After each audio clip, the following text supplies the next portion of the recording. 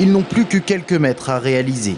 Ces ouvriers auront bientôt achevé le travail de rejointement de cette partie maçonnée de la digue. Trous à reboucher et nettoyage de la végétation sur 1600 mètres. Mais les efforts se seront concentrés sur cette partie centrale, 500 mètres non bétonnés, que l'eau avait largement érodé. On avait un pied de la digue qui était très abîmé, très érodé et qui ne garantissait plus la protection maximale.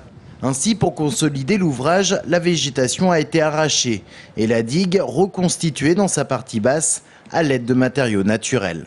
On a déposé un lit d'enrochement qui descend jusque dans le fond de la rivière et qui donc empêchera le glissement de cette ligne d'enrochement. Et à la suite, le talus a été végétalisé sur la partie qui restera visible et c'est ce qui vient de se terminer.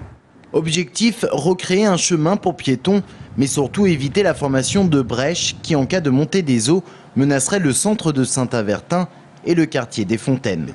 Coût de l'opération, plus de 700 000 €, cofinancé en grande partie par les collectivités.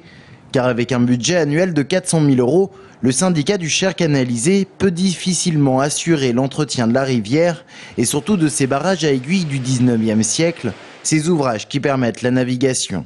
Seulement, pour permettre le passage des poissons migrateurs, depuis quelques années, ces barrages ne peuvent être levés avant la fin du mois de juin, 2 mois touristiques de perdus. Résultat, les bateaux quittent le Cher. Nous n'allons pas contester le bien fondé de cette loi, ni des poissons migrateurs, bien évidemment. Mais ce que nous contestons, c'est que nous n'avons jamais vu d'alose ni de poissons migrateurs à ce jour. Nous sommes prêts à faire des passes à poissons, mais encore faudrait-il que ce poisson existe. Au syndicat du Cher canalisé, on souhaite donc vivement être repris par l'établissement public Loire.